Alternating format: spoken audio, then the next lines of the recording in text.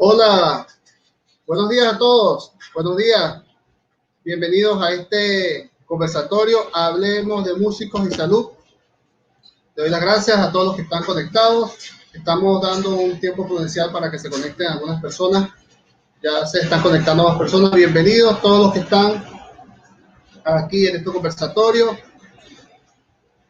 Vamos a revisar aquí. Bueno, ya tenemos, se están conectando las personas. Recuerden que si quieren comentar y que pongan los comentarios en la pantalla, háganlo por medio de mi página Rigorous Music Latinoamérica. Por ahí puedo poner los comentarios en pantalla.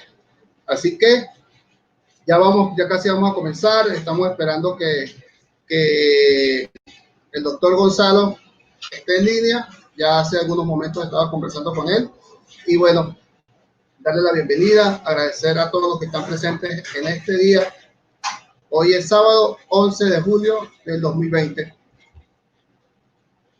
Estamos comenzando este conversatorio. Hablemos de músicos y salud. Hoy vamos a tener un tema muy importante, porque vamos a hablar acerca de todo ese tipo de padecimientos y lesiones que pueden tener los músicos dentro de su carrera. Y sobre todo, cómo prevenirlos, cómo podemos prevenir este tipo de lesiones, este tipo de accidentes. Y es muy importante porque sobre todo en nuestro continente no ha habido mucha cultura de este tipo, y es importante que creemos la cultura de la prevención de las lesiones de los músicos, porque es algo que nos puede truncar nuestra carrera como músicos, y es algo que se puede prevenir trabajando con conciencia, trabajando con conocimiento y con buena asesoría.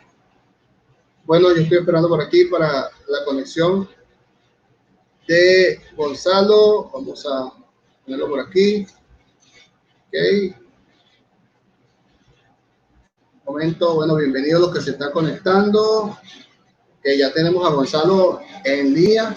Tenemos a Gonzalo de algo en línea.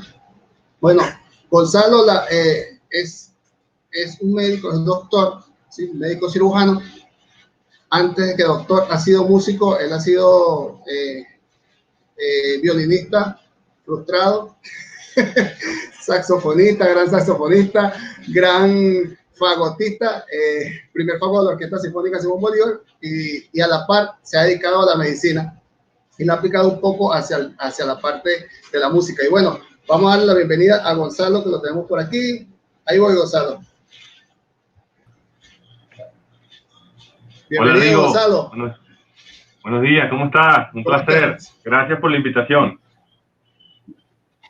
No, gracias a ti por aceptar esta invitación.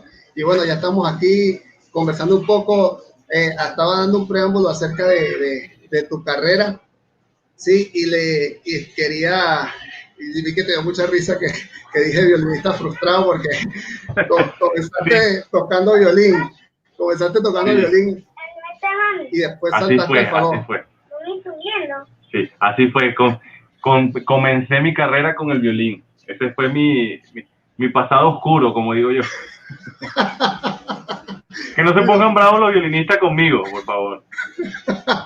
Bueno, pero de una u otra forma, eso también te ha servido, ¿no? Porque ahora con tu faceta de director, eso te sirvió como experiencia para aplicarlo al momento de dar indicaciones. Conoces un poco la técnica del violín, conoces un poco cómo es un violinista. Sí, claro, eso me ayudó muchísimo. De verdad que nunca me lo imaginé. Yo empecé a tocar violín a los 9 años y duré tocando violín casi 4 años. Toqué violín. Fuimos y todo, acuérdate que la primera vez que nosotros fuimos, la primera selección nacional infantil, yo fui como violinista, ¿te acuerdas? Sí, claro. Y después fui como saxofonista. Ahí fue donde te colaste como saxofonista. Exactamente. Pero sí fue muy buena esa experiencia y se la agradezco, porque a pesar de todo, tengo los conocimientos básicos, y gracias a mis amigos de toda la vida de la orquesta he ido profundizando, pero no estoy en cero, ¿no? Con respecto al tema de la cuerda. Claro. Y bueno, eres médico cirujano graduado de la Universidad Central de Venezuela, una de las universidades o la universidad más prestigiosa de Venezuela, que queda en Caracas. También eres fagotista de profesión y saxofonista también. Tiene más entrada que un estadio y más carreras que el hipódromo. Qué vaina tan buena. Me gusta. Lo voy a anotar, ¿viste? Lo voy a anotar. Tiene más carreras que un hipódromo, ¿vale?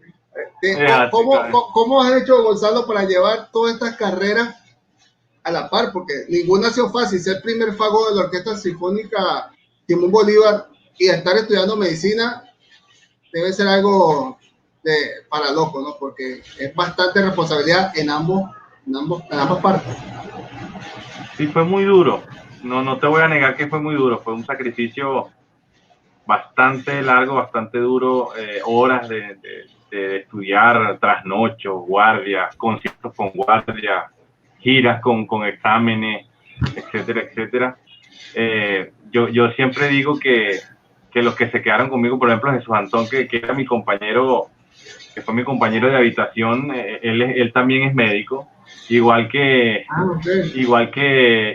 Pedro, Tomás, toda esa gente que estaba detrás de mí en los ensayos, porque yo ensayaba con la partitura y en el atril tenía las guías. Entonces, los muchachos se leían las guías conmigo. Pedro y Tomás se leían las guías conmigo, ¿no? Y bueno, tuve que ponerle un mundo, pero valió la pena al final. Sí, bueno, es una responsabilidad grande, ¿no? Estudiar medicina y a la vez, porque la música es algo también que te absorbe mucho. Y sobre todo, la música a los niveles de orquesta sinfónica profesional, como es el caso de la Simón Bolívar, que es una orquesta sinfónica de talla mundial y tiene una responsabilidad muy grande, ¿no? Sí, eso fue muy duro. De hecho, una de las cosas que yo aprendí en ese momento fue a optimizar el tiempo, ¿sabes? Mi mejor aliado en ese momento fue el tiempo y la organización. Entonces, gracias a eso, yo desarrollé una habilidad, digo yo, o una característica que me sirvió mucho, que logré concentrarme cuando estaba haciendo una cosa, cuando estaba haciendo música, me concentraba solo en hacer música, no estaba haciendo música pensando en el hospital o pensando en el paciente cual, ¿no? Sino estaba concentrado en eso. Y cuando estaba en el hospital, lo mismo, estaba concentrado totalmente en la medicina, en los pacientes, no estaba pendiente si me tenía que estudiar un solo porque teníamos que grabarlo la semana, no, o sea, yo creo que esa manera de estudiar, esa manera de concentrarme, de aislarme del mundo, mi esposa me regaña muchísimo porque yo desarrollé esa capacidad. O sea, a veces mi hijo está saltando así en la cama, pegando gritos y haciendo ahí, y yo estoy tranquilo con mi score como que si no estuviera pasando nada. Entonces, pero ¿por qué te aíslas del mundo? ¿Cómo haces eso? Yo no puedo. Sí, es increíble porque siempre me he preguntado eso, oye, ¿cómo hace Gonzalo para únicamente tener una profesión de médico? Ya es bastante, ¿no? Bastante pensar en muchas cosas, en la capacitación, en estudiar, en estar revisando. Aparte de tener la responsabilidad de ser el primer fago de la Orquesta Sinfónica Simón Bolívar. Algo de responsabilidad también fuerte. Sí, no, yo te digo, o sea, yo pasé años de mi vida que no dormía. O sea, yo fíjate que yo a veces tenía una hora de descanso y esa hora de descanso o 2 horas de descanso, en vez de descansar de la universidad, lo que hacía era estudiar fagot y viceversa, ¿sabes? De hecho, hay un cuento buenísimo que uno de esos años, uno de esos días locos de exámenes, giras, tal, no sé qué, me coincidió un día que no tenía nada, porque fíjate que en ese momento mi rutina era hospital a las 7 de la mañana, después ensayo a la mitad de la mañana y después el ensayo me regresaba al hospital hasta la tarde, ¿no? Y a veces me tocaba, por ejemplo, cuando Gustavo hacía esas doble tandas, ir y venir de la universidad, del hospital, de la universidad al ensayo. Y en la noche del concierto a veces me tocaba salir del concierto hacer la guardia, para el otro día la misma cosa. Entonces, un día, uno de esos días, me acuerdo muchísimo, me coincidió que no tenía nada, que estaba libre la orquesta y en la universidad, un día, o sea, apagué el celular, desconecté el teléfono, desconecté todo. Yo tenía, en esa época yo vivía en los Palos Grandes y tenía una cortina de esas gris que no pasa la luz para nada, ¿no?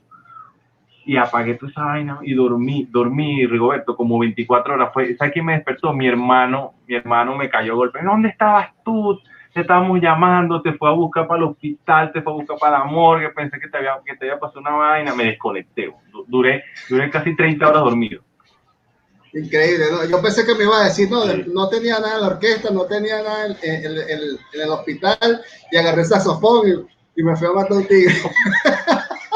Ah, no, esa sí, esa fue ya la última parte de la carrera, que ya sí, ahí sí me volví loco, porque empecé con el tema del saxofón a tocar. Tuve la oportunidad de conocer a Porfi Baloa a través de mis cuñados.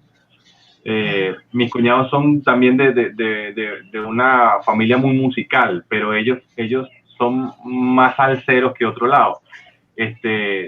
La orquesta Adolescentes Orquesta nació en la sala de la casa de mi esposa, ¿no? Ahí ellos comenzaron con Wilmer Lozano, Miguel, Enrique, Miguel Conga, Charito en el timbal, el Gocho en el saxofón, ¿sabes? Esos adolescentes que nosotros conocimos mucho y admiramos mucho en Barinas, ¿no? El primer CD lo grabaron ellos. Entonces, gracias a ellos, un día conversando en la casa, como cuando yo visitaba a mi esposa cuando éramos novios, un día llegó Porfi Baloa a la casa. Yo, coño, ¿qué es esto? ¿Qué hace este tipo aquí? Y en el momento que Porfi estaba más famoso, estaba súper pegado con los adolescentes, ¿no? Me lo presentan y empezamos a hablar y tal, y yo toco saxofón, toco fagot y tal, y la cosa se fue dando, y ahí él armó un grupo que se llamó primero Los Clandestinos, porque tocábamos encapuchados, tocábamos con pasamontaña. Y después le cambió el nombre al clan de Porfi, y ahí empezó esa otra etapa de empezar a tocar salsa, como dices tú, matando tigres con adolescentes, con el clan. Entonces ahí sí ya se fue la última etapa, que ya sí me estaba viendo loco, entre la orquesta, la medicina y tocando con Porfi. Y no obstante con eso, hice una orquesta propia, porque eso fue una época de fiebre salsera. Hicimos una orquesta propia, hice una orquesta propia en conjunto con Lewis y los muchachos de la Bolívar, que se llamó Sinfonía, y también tocamos muchísimo y la pasamos genial. Yo aprendí mucho, no me quejo. Yo recuerdo cuando nosotros estábamos, pues, niños, muchachos aquí, escuchamos mucho toda esa orquesta. ¿Y qué te ibas a imaginar tú que después con el tiempo ibas a ser amigo de Porfi, ibas a estar tocando esa orquesta? No, ni se imagina. Eso sí, créeme, Rigo, que me acordé muchísimo. Acuérdate que la primera vez que yo toqué salsa en mi vida fue con ustedes. Acuérdate de Los Hijos de la Salsa, que Los Hijos de la Salsa. Atesoro muchísimo ese recuerdo, porque fue una iniciativa tuya de los muchachos. Yo era la mascota, ¿te acuerdas? Que tú ibas a la casa a pedirle permiso a mi papá, y mi papá no me dejaba, porque que yo era un menor de edad, que cómo me iban a meter en un bar, que no sé qué más. Y tú le decías, no, tranquilo, yo lo cuido, él va a estar al lado mío, él no se mueve. Pero bueno, imagínate lo que tú dices, nosotros crecimos escuchando esos CD, crecimos escuchando esas partituras, y de repente yo estaba en la tarima tocando las tarimas. O sea, cuando yo vi por primera vez las partituras originales, Porfi me regaló la partitura original. Él escribía a mano, antes que salieran toda esta vaina de todos estos programas. Él hacía los scores, y las partichelas las hacía él y la esposa, su primera esposa, la mamá de Víctor, del bajista, de Víctor. La primera esposa, él la enseñó a hacer caligrafía musical, y entre ellos dos pasaban las partituras a mano. La caligrafía de Porfi era genial, y un día me agarró, mira lo que está aquí, la partitura original que usó Benjamín Brea para grabar Si te marchas. Esa parte yo la tengo aquí. Yo la tengo ese tema aquí. es muy famoso. Claro. Y bueno, y el maestro Benjamín Brea, que en paz descanse, que era el que grababa todos esos temas. Fuiste alumno también del maestro Benjamín Brea con Sí, saxofón. sí. Ahí lo conocí. En esa época, cuando entré en ese mundo, conocí a mucha gente, entre ellos Benjamín. Benjamín le gustó mucho mi trabajo. Vi algunas clases de él. Lamentablemente se nos fue de repente, sin avisarnos. Pero sí, me enseñó muchísimas cosas, muchos trucos, sobre todo él decía que una cosa era tocar en vivo y otra cosa era grabar, entonces él tenía muy claro esos dos mundos, sobre todo el de grabar era un monstruo. Yo una vez lo vi montando un barítono en una grabación con Porfi y me quedé loco, un maestro, o sea, uno piensa que la salsa es puro, sí, vamos a bailar y ya, y la vaina no, la articulación, los matices, los reguladores, cómo se hace el pao, cómo se hace está increíble, yo me quedé como que wow.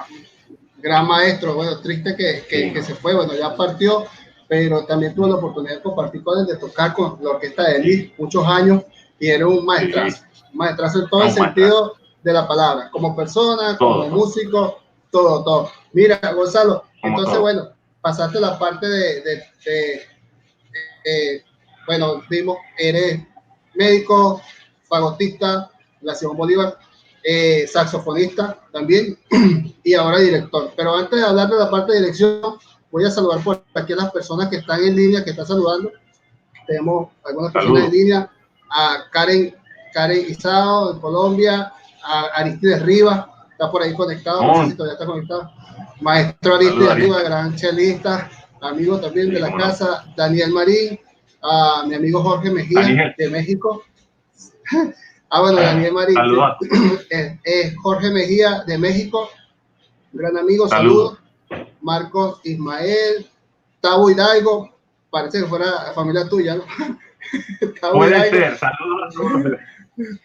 Pérez Pesel Flores, Jordan Sachs, a Eduardo Gómez, el popular pajarito, flautista de Barquisimeto, un gran luthier, amigo mío. Trabaja actualmente en la fábrica de flautas Nagahara en Boston. Gran luthier, gran amigo. Sergio Sebastián Riga, que siempre nos acompaña en estos conversatorios. Desde Argentina, Sergio, muchas gracias por estar aquí. A Daniel Piñango, mira, por ahí está Daniel Piñango. ¿Sabes? Saludos, Daniel. Piñango, saxofonista. Tocó con Porfi ahorita en la última temporada. Toqué con él también una vez con los excelentes por allá en Oriente, que era muy famoso. Bueno, vamos a continuar. Bueno, antes de continuar también quiero recordarles a todos que ya comenzaron las inscripciones para el segundo Congreso Iberoamericano de Técnicos en Instrumentos de Viento, que va a ser en el mes de agosto, del 5 al 9 de agosto, para que las personas que están interesadas en aprender un poco acerca del arte de la reparación de instrumentos de viento, aprovechen. Vamos a tener grandes maestros de la reparación en este congreso, donde van a ser 8 masterclass y una ponencia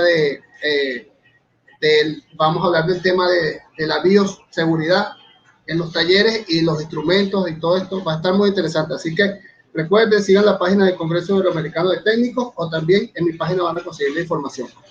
Bueno, saludos por aquí también a mi primo Ignacio Rincón. Tú lo conoces también. El maestro Ignacio me dio clase de violín, imagínate. Bueno, él fue tu profesor de violín también, sí. Y que mi hermana Claudia también fue tu profesora de violín, recuerda ese tiempo. Claudia me puso el violín en las manos. Es verdad. Y bueno, aquí está también Isoan Rivera, desde México, está saludando, saludos. Bueno, Gonzalo, luego de toda tu época como eres fagotista, todas tus carreras, ahora estás trabajando con dirección desde hace algunos años, estás enfocado hacia la parte de la dirección. ¿De dónde nació ese gusto, esa pasión por la dirección? Mira, ese gusto tiene años. Yo la primera vez que dirigí una orquesta fue en el 2000, cuando Tayo me dio una oportunidad, cuando me gradué de bachiller. Él me dio la orquesta juvenil y ese fue mi primer concierto, y de ahí para acá, yo creo que desde antes me gustaba. Yo me acuerdo que me la pasaba en mi casa con los scores, dirigiendo el CD en un radiecito que yo tenía en la casa, que me regaló mi mamá. O sea, siempre tuve esa afinidad. No me preguntes cómo, pero me fue llamando la atención. Después me vine a Caracas, hice algunos cursos de dirección orquestal. El primer curso que hice con la Bolívar, me acuerdo, con Eduardo Marturé. Digamos que eso me marcó, pero sí me di cuenta de algo muy importante, que no podía dirigir la orquesta. Cuando yo me paro por primera vez en una orquesta, no sabía qué decir, no sabía ni cómo escucharla. O sea, cuando tú te paras frente a la orquesta, el sonido de la orquesta es totalmente distinto al sonido que tú tienes cuando estás en tu puesto como trompetista o como fagotista. Es otra cosa, ¿no? Entonces, cuando yo me paré por primera vez, yo no sabía qué decir, no sabía qué hacer. Yo me acuerdo que ese primer curso no duré ni 5 minutos en el podio. Marturé se paró y que next, el otro. Oye, pues estoy por tu casa. Entonces yo me dije, bueno, si verdaderamente esto me gusta, tengo que estudiarlo poco a poco, pero tengo que ser primero músico. Entonces yo me concentré en ser fagotista, me concentré en convertirme en un primer fagot, y sin querer, durante todos esos ensayos tuve la dicha de ver cómo formaron a Gustavo, de ensayar con Ratzel, de ensayar con Abado, de ensayar con Barenboim, de ensayar con Rodolfo Sanguilibeni, con Rugeles, con Marturé, con tantos maestros internacionales y nacionales, y eso para mí fue una gran masterclass. Y después de eso, ya como a partir del 2009, 2010, 2008 por ahí, Gustavo empieza a darme la responsabilidad de hacer los seccionales de la madera. Entonces, cuando me da esa responsabilidad, yo era el seccionalista de la madera para las giras, para la grabación. O sea, el tipo agarraba y me decía, mira, Gonzalo, el próximo CD es la sexta de Mahler, o la consagración, o lo que sea. Entonces, me ponía a estudiarme esa vaina, y me fue dando la mano de yo ir soltando la mano, ir aprendiendo a escuchar, aprendí a trabajar, y ahí poco a poco, digamos que me fui metiendo más, hasta que por fin dirijo la primera orquesta profesional en Caracas, que fue la Sinfónica de Caracas. Me dan por primera vez esa oportunidad de dirigir en la Sala Simón Bolívar.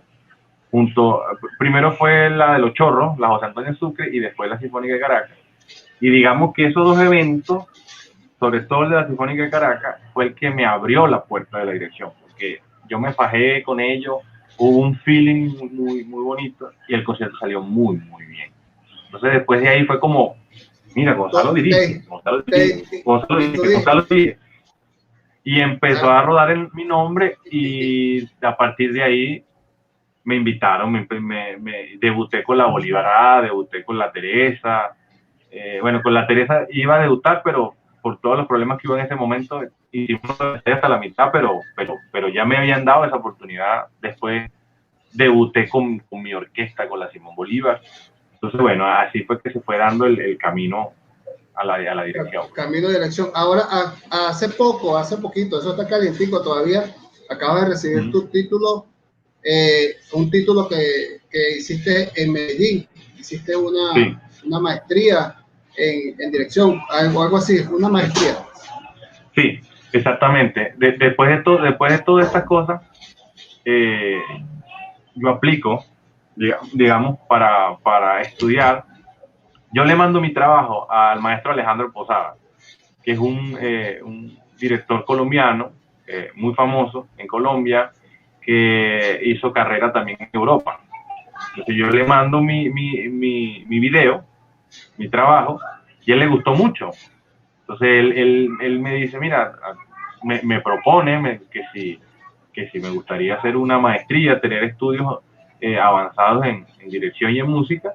Y a mí eso me pareció muy bien, porque digamos que soy médico y todo lo que tú has dicho, pero digamos que no tenía un papel en la música. Yo siempre había querido eso. En el conservatorio llegué al final, pero no tenía el papel tampoco. Entonces yo siempre había querido tener un papel. Entonces cuando él me ofrece estudiar con él, yo visito una universidad que es maravillosa, una cosa que tú entras ahí y pareciera que estás en Suiza.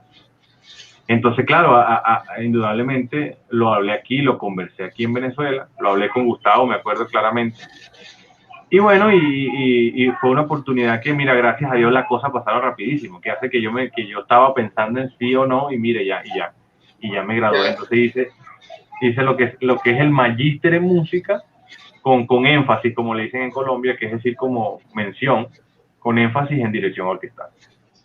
Oh, buenísimo. Bueno, felicitaciones por esto, Gonzalo. Ya tuve la oportunidad de felicitarte antes de nuevo lo hago aquí, Sí. porque siempre es importante estar preparándonos constantemente.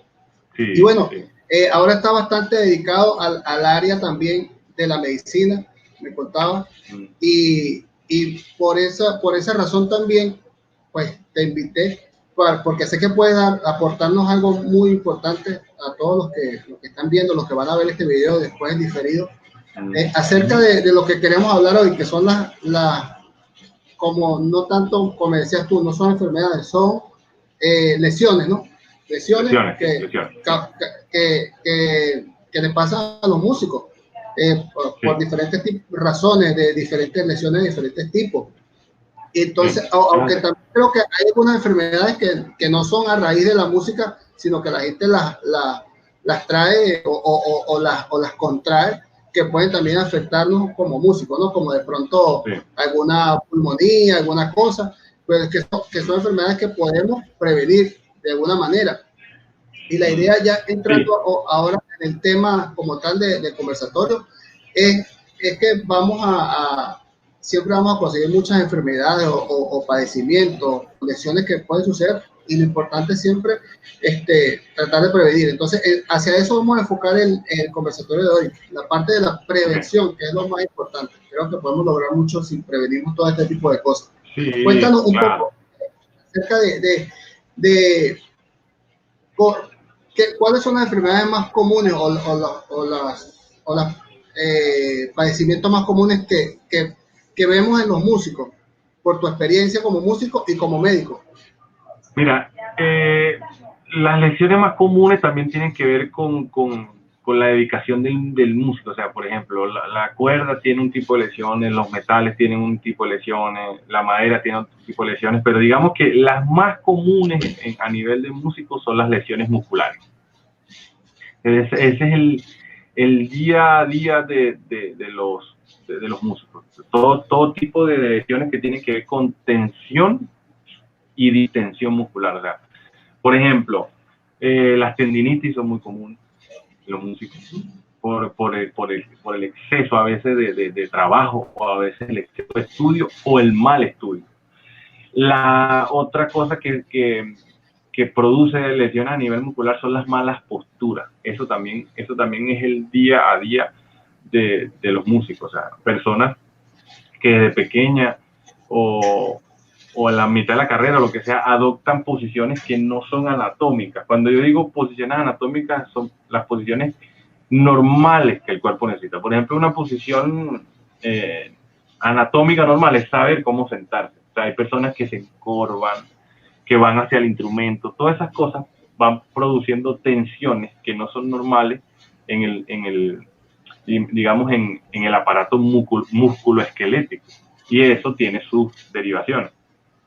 Otras cosas, y hay una cosa que ahorita que hablaste de las posiciones, que siempre nosotros, bueno, de jóvenes nos parece a veces que, bueno, el profesor es un intenso porque te manda a sentar derecho en la punta de la silla, y vemos todavía músicos profesionales con mala postura al sentarse para tocar, y hasta famosos y todo.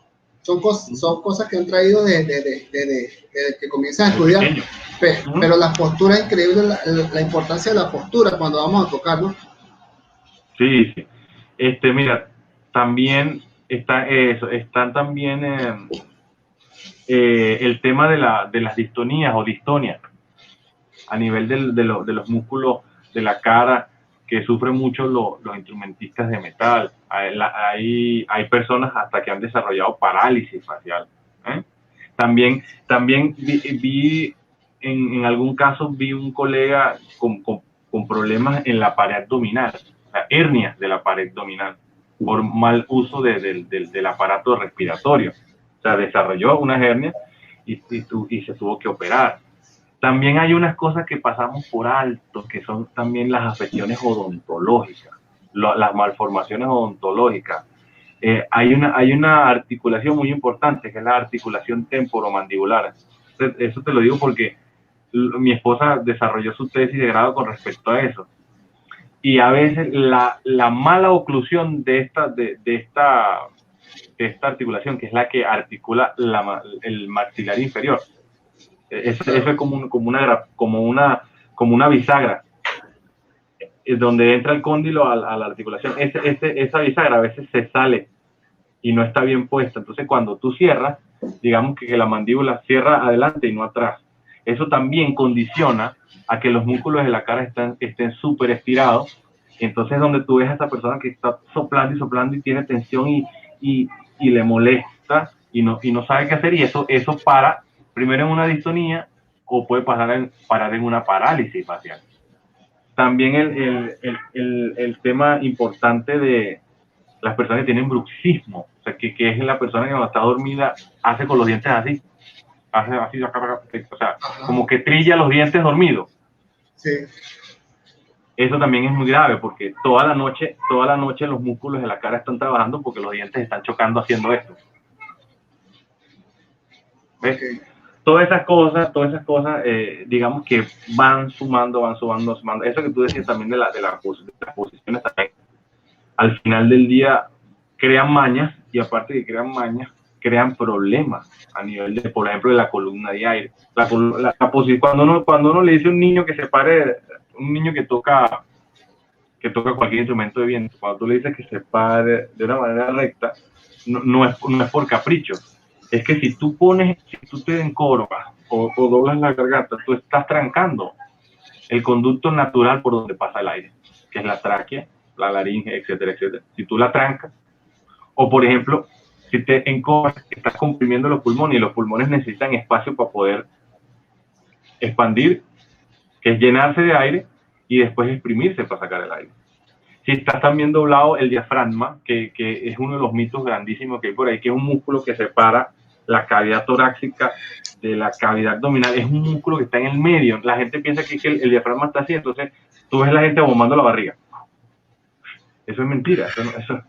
La barriga no se llena de aire. Lo que sí utilizamos son los músculos abdominales, el oblicuo, los rectos del abdomen. Los ayudamos para presionar el diafragma cuando estamos botando el aire, y al exprimirse el diafragma en los pulmones, el diafragma es el que termina o ayuda a mantenerse, a que el aire sea continuo y termina de exprimir el pulmón.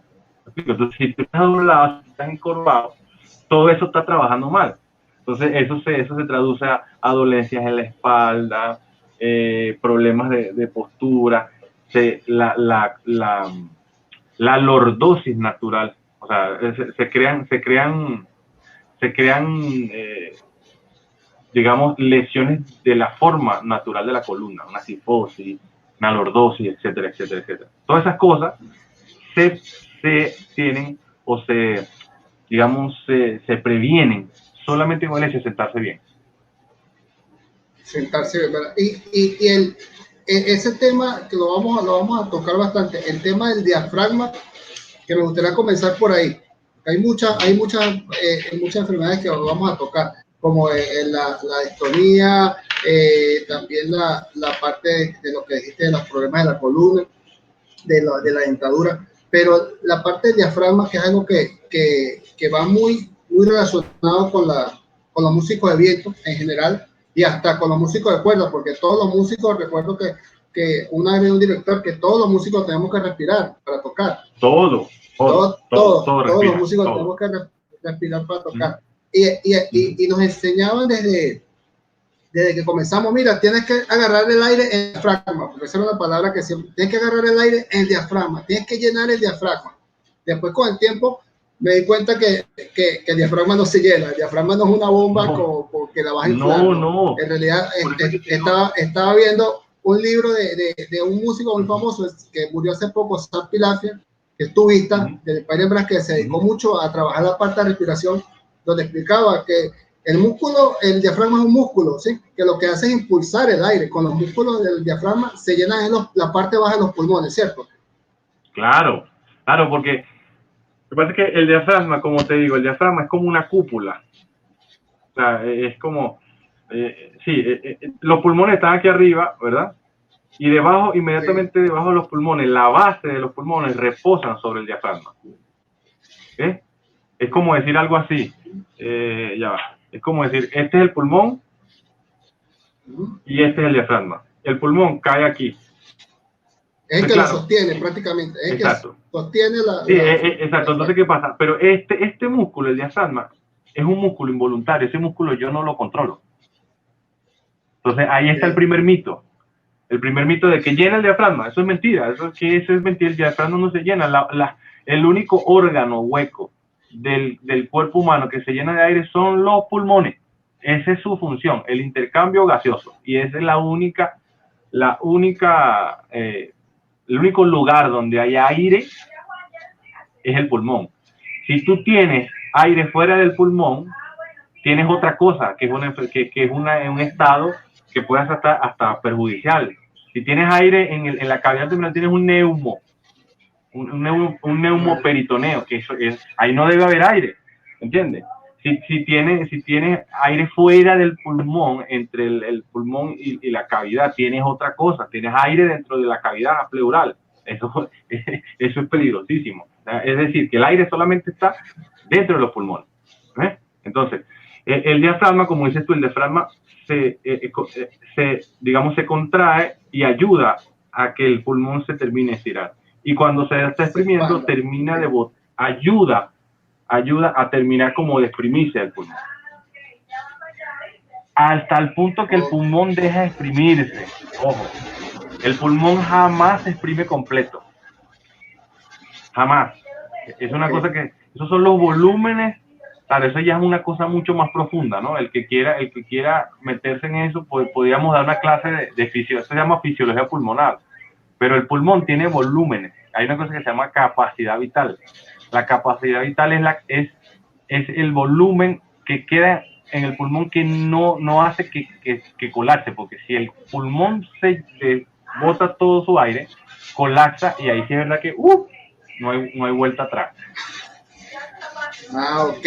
Entonces, ese tema es bien importante, también despejar esas dudas de las personas, porque, y sobre todo a los profesores, a los instructores, las personas que dan clases, que es importante que desde un comienzo le expliquen bien a los alumnos, a los estudiantes, esa parte, que es algo que hay que cuidar mucho, la parte de la musculatura abdominal. Hay muchos músculos, hasta donde tengo entendido, muchos músculos que cada uno tiene una acción diferente. Uno funciona cuando agarras aire, otro cuando empuja.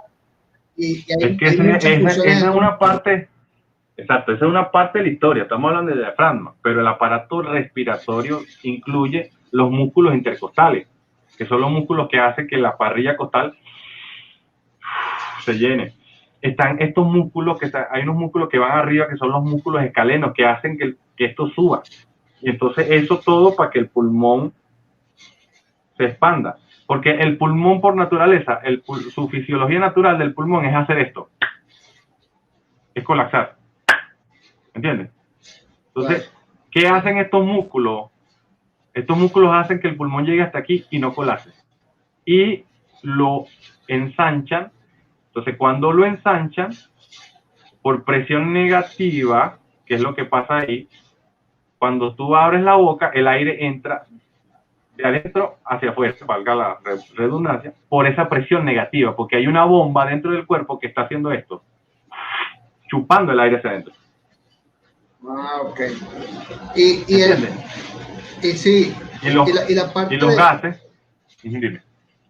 No, ok, no, continúa, que tenía un retraso. Los gases van, es una ley, no me acuerdo ahorita, no me acuerdo, la ley de Planck, creo que una cosa. Los gases van del lugar más concentrado al menos concentrado.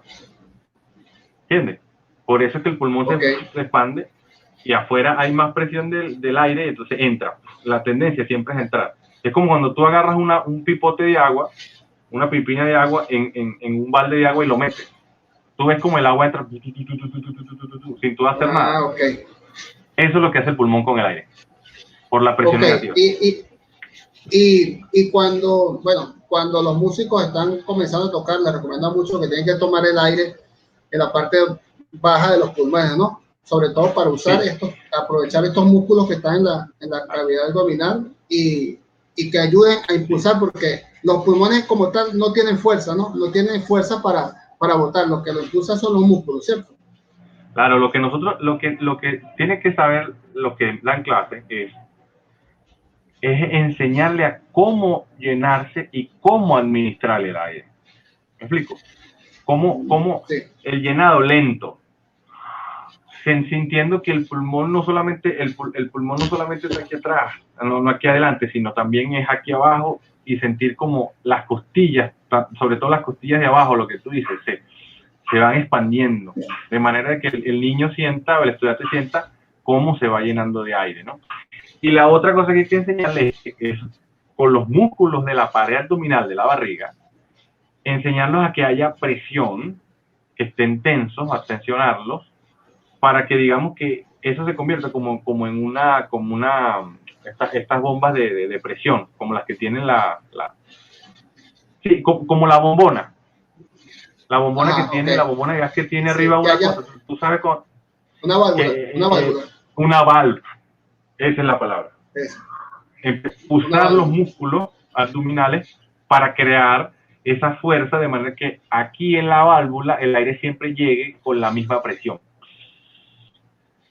¿Me explico? Eso sobre todo... Y algunas recomendaciones para evitar accidentes o lesiones musculares en el aparato respiratorio que están dentro del aparato respiratorio. ¿Cuáles podrían ser? ¿Algunas recomendaciones o algunos tips que puedan haber para eso? Ustedes los instrumentistas, el tip más que yo le podría dar a todos los instrumentistas de viento es que estudien con alguien que toque metal. Ustedes son especialistas, ustedes tienen las mejores técnicas de respiración que hay. Lo que hay que evitar aquí es el sobreuso, el abuso es lo que hay que evitar. O sea, tú puedes hacer ejercicios de respiración, puedes hacer, por ejemplo, yo me acuerdo que yo me senté una vez con Lewis me enseñó un ejercicio de respiración gigantesco, que imagínate tú lo que sopla una tuba, ¿no? A comparación del fagot. Entonces, él tiene ejercicio, él agarra como un cilindro, un tubo, se lo pone en la boca y hace como... O sea, repeticiones rápidas como para fortalecer los músculos, tanto intercostales como los abdominales. Eso puede ser un ejercicio. O sea, llenarse lentamente, botar. Y después poco a poco vas aumentando la frecuencia. En negras, cochea, sin levantar los hombros, sin hacer esto. Porque esto ya te crea una tensión que no es necesaria. Solamente concentrarse en el aire, en los pulmones, en el diafragma, en los músculos de la pared abdominal. Así va subiendo. Eso lo puedes hacer, pero lo importante aquí no es que te pongas a hacer eso una hora seguida, porque te vas a desmayar. No, esos son ejercicios que tú puedes hacer una vez al día, antes de tocar, o agarras un día y solamente haces ejercicio de respiración. No tocas, solamente ejercicio de respiración lento. Te tocas el solo que estás estudiando, pero solo con la respiración. Solo haciendo la respiración. Consagración de la primavera, cuarta de Tchaikovsky. Con el aire, diseñando el fraseo con el aire, y ahí tú vas empezando como a administrar tu aire.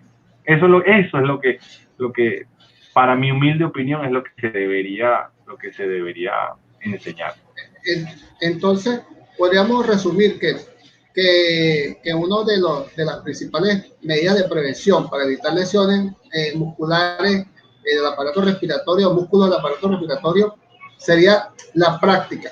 Practicar respiración siempre para que estos músculos estén entrenados, ¿no? Para este tipo de movimientos. Y también antes de tocar, por lo menos hacer varias respiraciones para llevar los músculos al sitio y que como que ellos se despierten, ¿no? Ellos se despierten. Fíjate cómo calentamos. Ese también, ya que tocaste ese tema, hablamos del ejercicio, pero hay que hacer un pre y un post. Nosotros los músicos venezolanos estamos acostumbrados a llegar a la orquesta y a tocar. Dale, toca el solo. Nosotros tenemos que prepararnos. O sea, ¿cómo tenemos que hacer estiramientos de los músculos, de los brazos, de las manos, de las articulaciones? Este uso de las manos, este exceso de manos también puede producir problemas de tendinitis, porque todo esto, los tendones que ya aquí se me ven, yo soy flaco. Este tendón no viene de aquí, este tendón viene de aquí. Músculos que vienen de aquí, que se insertan aquí, ¿sabes? Entonces eso hay que estirarlo, ¿ves? Hay que ponerlos a tono, igual el aparato respiratorio. Primero respiramos, lento, tal, y después empezamos a hacer el ejercicio. Después, al final de que hagamos el ejercicio, hay que digamos, hacer otra vez los estiramientos, movimientos hacia atrás, doblar el abdomen, relajarlo, porque si no, ahí es donde vienen los problemas. Ok, entonces, ejercicio de calentamiento, de calistenia, lo que llaman también estiramientos, son muy recomendables para los músicos antes de tocar y después de tocar también, que es muy importante, que ese es otro tema. Lo que pasa es que no hay casi cultura de calentamiento, sobre todo, yo lo comparo mucho con los boxeadores o los beisbolistas, ¿no? Los beisbolistas antes de comenzar un entrenamiento calientan mucho, hasta una hora y media. Estaba viendo Omar Vizquel. Claro. Omar Vizquel decía el otro día, un famoso beisbolista venezolano, que él antes, cuando estaba más joven, que es algo también muy importante, que cuando él estaba más joven, él calentaba una hora, llegaba una hora antes a calentar, hacer calentamiento, estiramiento, todo este tipo. Y cada vez que iba aumentando la edad, tenía que calentar más. Hasta que en las últimas épocas de su carrera, él llegaba a calentar casi 3 horas antes. No que duraba las 3 horas calentando, sino que se tomaba 3 horas para el calentamiento, para poner a tono los músculos. Entonces quiere decir que mientras mayor la edad, se debería tener más tiempo y más tranquilidad para calentar, ¿no? Eso es, también para relajar después de tocar. Claro. Hay que invertir en eso, y eso es para todo. Eso es para los violinistas con el tema del arco, eso es para los bajistas que están mucho tiempo de pie, eso es también para los directores cuando están empezando la carrera.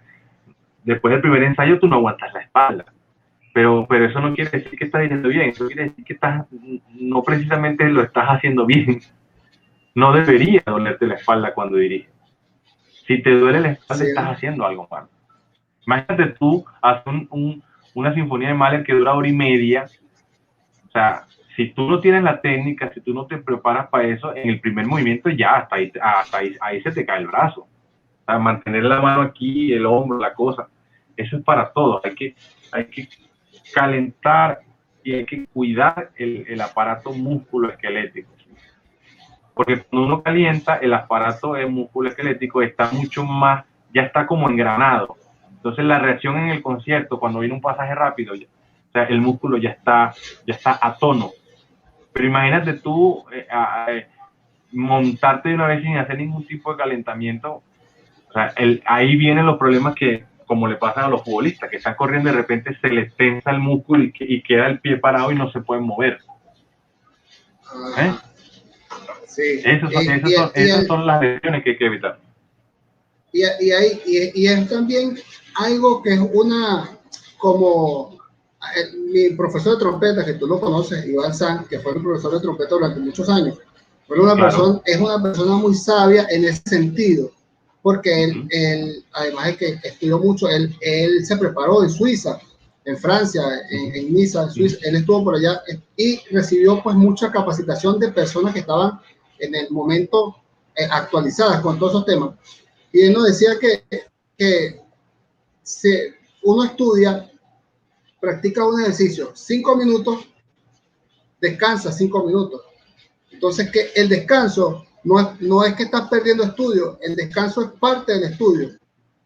Porque en el descanso es donde el estudio va a hacer efecto.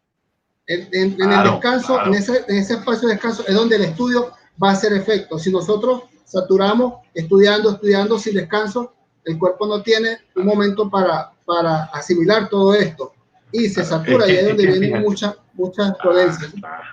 Claro, es que mira, el cuerpo es como una computadora. De hecho, el cuerpo humano es la mejor computadora que se ha creado hasta el día de hoy. O sea, no hay una computadora tan avanzada como el cuerpo humano, porque el cerebro es un CPU y los músculos y los nervios son, digamos, esas conexiones que van a ese CPU. Y ese músculo tiene sangre y tiene tono. Y ese tono viene por una señal nerviosa. Y nosotros tenemos que dejar que el cerebro procese esa información. Cuando yo me refiero a eso, estoy hablando un poco de lo que se llaman los automatismos. Eso es lo que yo le digo a muchos alumnos. Por ejemplo, cuando uno estudia lento un pasaje, uno tiene que estudiar el pasaje lo más relajado posible, los dedos, la posición lo más cerquita de las llaves del fagot, ¿verdad? La repetición lenta tiene que ser precisa. ¿Por qué? Porque tú le estás mandando un mensaje al cerebro y el cerebro te lo está copiando perfecto. Y cuando tú le mandas un mensaje erróneo al cerebro, para quitarlo, eso es lo que nosotros conocemos como las mañas. Es mucho más difícil. Yo te pregunto a ti, Rigoberto, ¿cómo te cepillas tú los dientes? ¿Cómo me cepillo? Pues normal, sí. Cepillo, colocas la crema. Ajá, ve, eso se llama automatismo. ¿Por qué? Porque tú hace 30 años le enseñaste al cerebro. Fíjate que tú te paras en la mañana y tú no piensas. Tú agarras el cepillo, le pones la crema. Hay gente que lo lava primero, hay gente que no lo lava, y fíjate cuando te cepilles mañana, qué pena que te acuerdes de mí cuando te cepilles mañana, fíjate que siempre comienzas del mismo lado. Sí.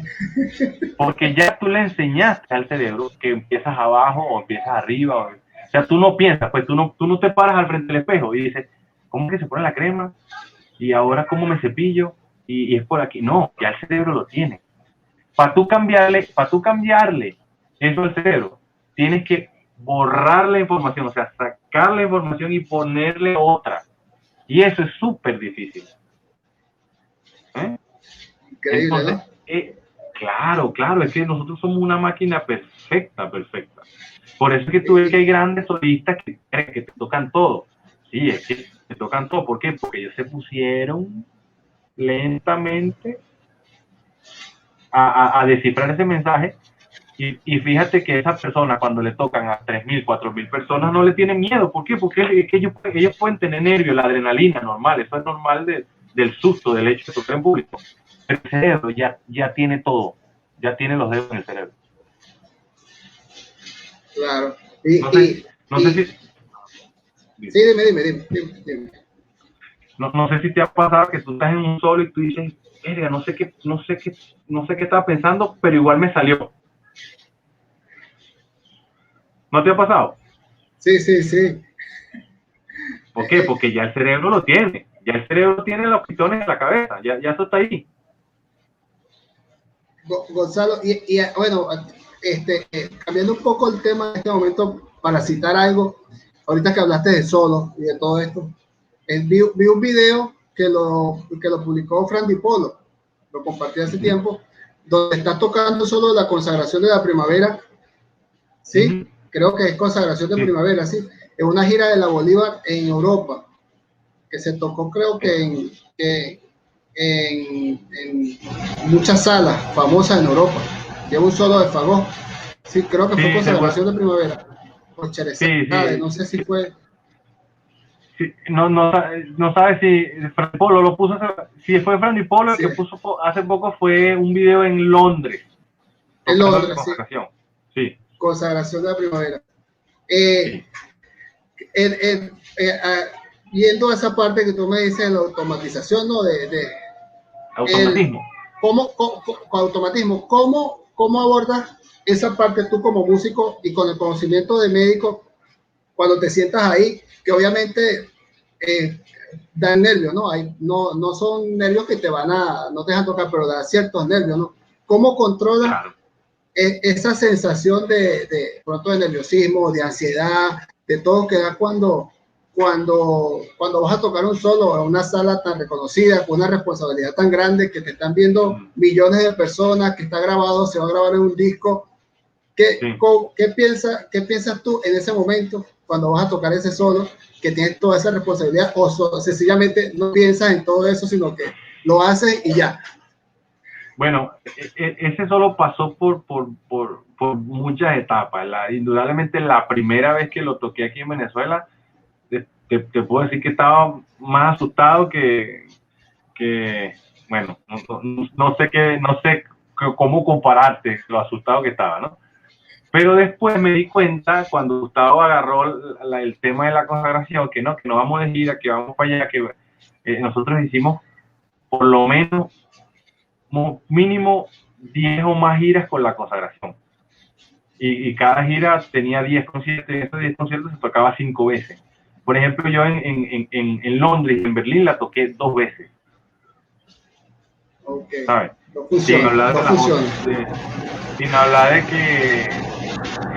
que en Atenas, en el Acrópolis, ese famoso que es el escenario que está en Grecia, al lado cerca del Partenón, donde se hacen los conciertos estos famosos, los festejos y todo. Ahí también hicimos la consagración de la primera, ya en 5.000 personas así para arriba.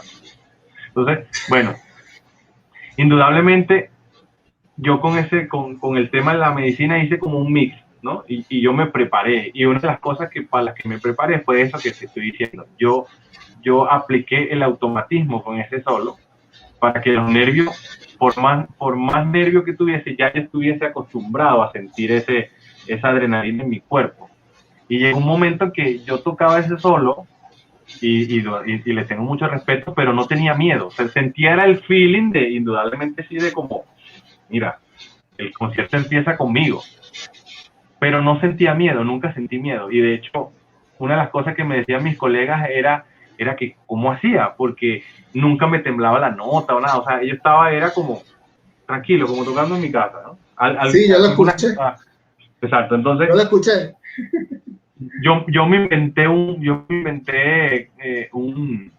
ejercicio. Bueno, no me inventé, sino que copié un ejercicio que me enseñaron cuando estaba en fisiología, y lo apliqué un poco a ese solo, que era que yo agarraba un banquito y me aceleraba el ritmo cardíaco. O sea, yo subía y bajaba, subía y bajaba, subía y bajaba, subía y bajaba, subía y bajaba.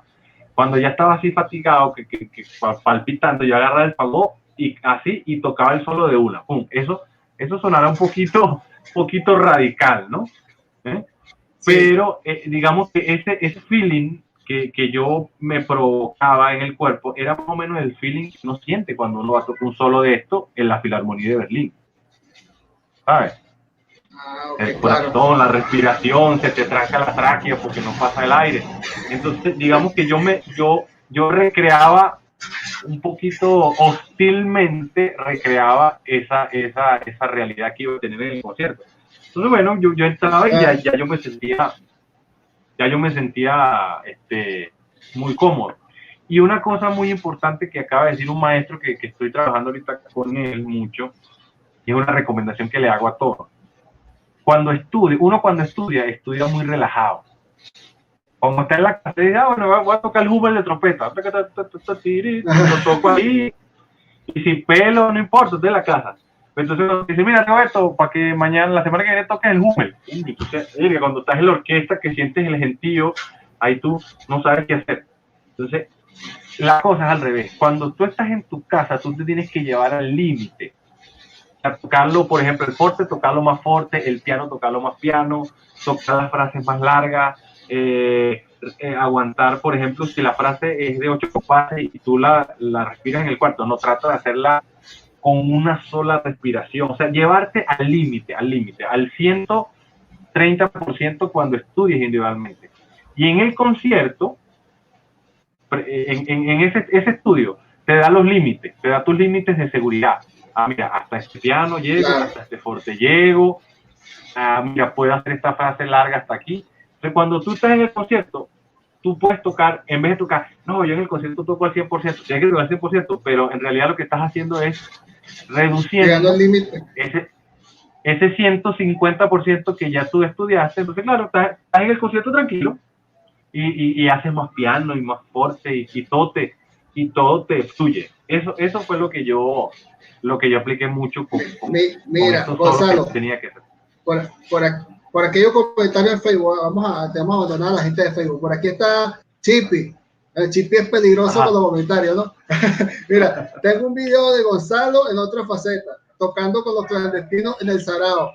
Sale encapuchado y todo con el saxo. Un saludo a Chippy que está por ahí, que lo entrevistamos hace 2 semanas. Hace 2 semanas. Saludos. También por aquí está Daniel Landa, un amigo aquí de Parinas. También está María Eugenia Blasco, tu hermana. Saludos, María Eugenia. Saludos a mi hermana. Saludar a algunos que se saludaron por aquí: Pedro González, Luper, Sergio González de México, Juanito Rey de Guatemala. Bastantes personas conectadas por aquí, que estoy viendo los que están por Facebook, y bueno, voy a ir nombrándolos acá en algunos momentos.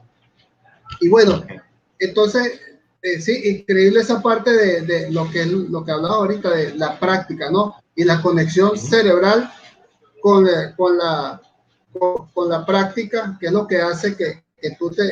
Yo tengo un ejemplo muy particular de eso, porque recuerdo cuando yo estudiaba trompeta, al principio cuando comencé con mi profesor, yo levantaba los dedos cuando tocaba. Entonces yo tocaba y levanto los dedos. Y claro, yo tenía 13 años, 12 años. Entonces en la primera clase, él me dio 5 minutos y me dijo: vas a estudiar esto. 7 posiciones, lento, en blanca, y después en negra, lento. Y eso lo vas a repetir muchas veces. Yo me sentaba 1 hora a estudiar nada más eso y era súper aburrido. Súper aburrido. Descansaba 5 minutos. Dice, si tocabas 3 minutos, descansabas otra vez 3. Y así estudiaba. Después me di cuenta que al paso del tiempo ya no levantaba los dedos y ahora se me hace difícil. Yo quiero levantarlos y no puedo. Es como que el cerebro no te deja, no te permite levantarlos. Claro. Ya tú le pasaste esa información, está en el CPU, eso no sale más nunca de ahí. Al menos que tú la quieras sacar. Al menos que la quieras sacar. Increíble, ¿no? Increíble cómo actúa el cerebro. Y es algo que ahorita está muy en la palestra, que es la parte de la neurología, ¿no? La parte de la neurología conectada con la música. Hay muchas investigaciones de eso. Eso se llama plasticidad neuronal. El cerebro tiene una capacidad infinita de adaptarse. Hay personas que por una u otra cosa tienen un accidente y le quitan un lóbulo o un pedazo de un lóbulo, y el otro lóbulo, el cerebro poco a poco va haciendo conexiones para asumir las funciones que el otro lóbulo tenía. Imagínate.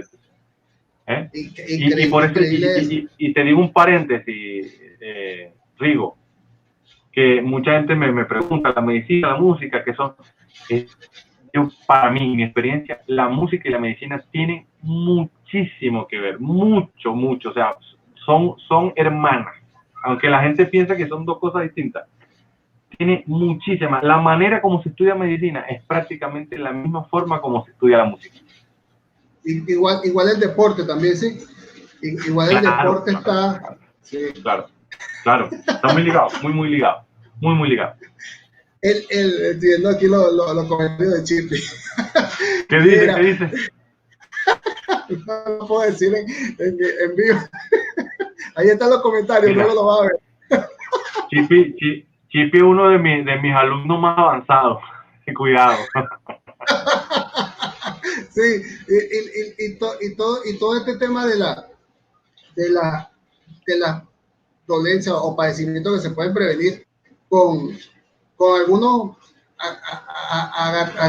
cuando tomas, siempre pues te acostumbras, haces costumbre a hacer bien las cosas, te puede evitar que te enfermes. Pues. Hay otro muy famoso que pasa mucho en los músicos, que es la distonía, ¿sí?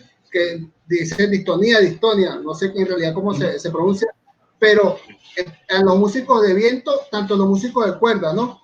Porque también hay distonia muscular en la parte de las cuerdas, en las manos, que es que cuando la gente, pero es algo que funciona únicamente cuando tú vas a tocar, porque cuando estás normalmente en tu vida cotidiana no pasa nada, pero agarra el violín y pone la mano y ¡pah!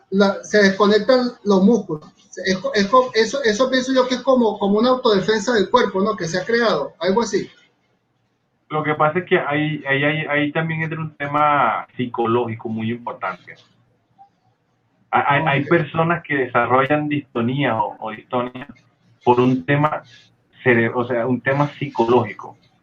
O sea, hay personas que fallan y fallan y fallan, y en vez de sentarse a preguntarse por qué estoy fallando, no se hacen esa pregunta, siguen así, ¿verdad? Y van perdiendo digamos, su confianza con el instrumento. Cuando uno toca un instrumento, uno tiene que crear confianza. Eso es muy importante. Y la confianza se crea poco a poco. ¿Sí? Cuando nosotros perdemos esa confianza, hay como un break, hay como un espacio, ¿verdad? En donde entra la inseguridad. Y esa inseguridad a veces ataca primero el cerebro, primero la parte psicológica, y después ese problema psicológico se refleja en los músculos, se refleja en la boca, se refleja en el aire. Y ahí el músico puede caer en un tema muy peligroso, ¿verdad? Que es el tema en donde pierde su confianza y por supuesto pierde su nivel. Entonces ahí el caso es muy individual, muy individual. Yo conozco músicos que tienen un muy buen nivel, pero en algún momento empezaron a fallar también por factores externos. El músico venezolano es muy dicharachero, se dice, o sea, muy, ¿cómo te digo? Muy volátil el comportamiento. No volátil, sino que, por ejemplo, nosotros somos de muy fácil burla. Ok, somos muy chalequeadores. Exactamente. Bueno, quería decirlo bonito.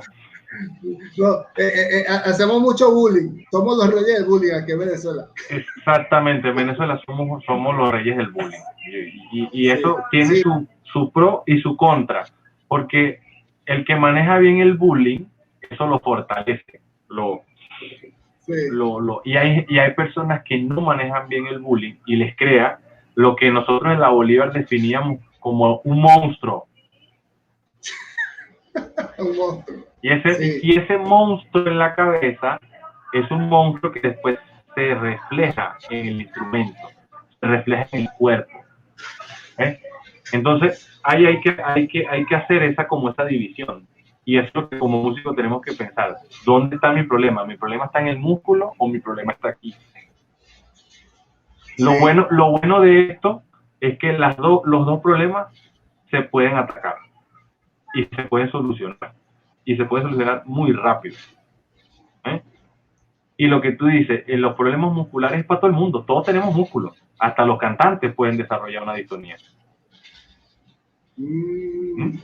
Pero hay distonía también que se desarrollan por exceso de trabajo o por cuando muchas personas, hablaba el otro día con un amigo trombonista, Alejandro Bio, él es español, da clases en el conservatorio de Francia. Él me comentaba que no hay la cultura de relajar después de tocar, que es muy importante. Porque, ¿qué pasa? Que cuando tú tocas y estás tocando y tuviste un ensayo, ensayaste Tchaikovsky, Mahler, esos músculos quedan así, ¿no? No quedan relajados, quedan tensionados. Si tú no relajas, tú no le das como esa orden al cuerpo de que relaje, ellos van a quedar así. Entonces quedan como si estuvieran funcionando, si estuvieran trabajando. Entonces lo importante después de tocar, relajar el cuerpo, relajar los músculos de la embocadura, porque eso puede causar lesiones también a futuro, también. Sí, claro. Todo es lo que hemos repetido varias veces en la entrevista. Hay que calentar, hay que tocar y después de tocar hay que relajar el músculo, si no, estamos mal. Sí, entonces son preparación previa y post Exactamente. el estudio o post la parte de la ejecución. Entonces, mira, increíble, no sabía que en la disciplina existía esta parte también que era psicológica. Pensé que era únicamente la parte pues muscular, que era por exceso de trabajo, porque sé que algunos por exceso de trabajo le han dado tendinitis y todas esas cosas, pero pensé que también se relacionaba únicamente con el exceso de estudio o de trabajo en el instrumento, la parte de la disciplina. Ambas, exceso de trabajo o poco trabajo y de repente un trabajo súbito muy fuerte. Y también por el tema psicológico también, ahí hay que prestar atención. Las causas pueden ser múltiples y hay que investigarlas. Ok, eso está muy importante para que los músicos y todos los que están presentes lo sepan. Chipi dice que él es tu alumno de chalequeo. El tu alumno de chalequeo en los buses, dice, en los autobuses. Muchachos. Un Bueno, libro, un libro. por aquí está otro alumno tuyo, Gustavo Rodríguez. Gustavo Rodríguez también Saludos. está por aquí, saluda. Y bueno, ahora pasando a, bueno, la parte, bueno, que hablamos de la distonía, que es muy importante, la parte de la fisionomía de la dentadura, la parte de la dentadura. Hay mucho, bueno, tú tienes mucha experiencia porque tienes un hermano que es odontólogo, especialista, tu esposa odontóloga y creo que sabes bastante de ese tema. Entonces, sí, casi que odontólogo también. ¿En qué puede influir la dentadura? ¿Sí? O algunos músicos que usan aparatos cuando tienen que tocar y sabes que está la parte de que tu mamá te lleva al odontólogo y tú ya estás tocando, por decir, fagot. Y tu mamá te lleva al odontólogo y te dice, mira, tienes que ponerte aparato para que te enderezcan los dientes. ¿Cómo puede afectar cambiar de posición la dentadura después de que estás acostumbrado a la dictadura?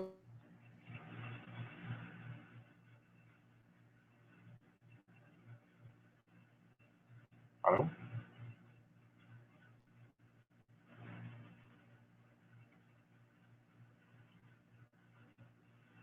¿Aló?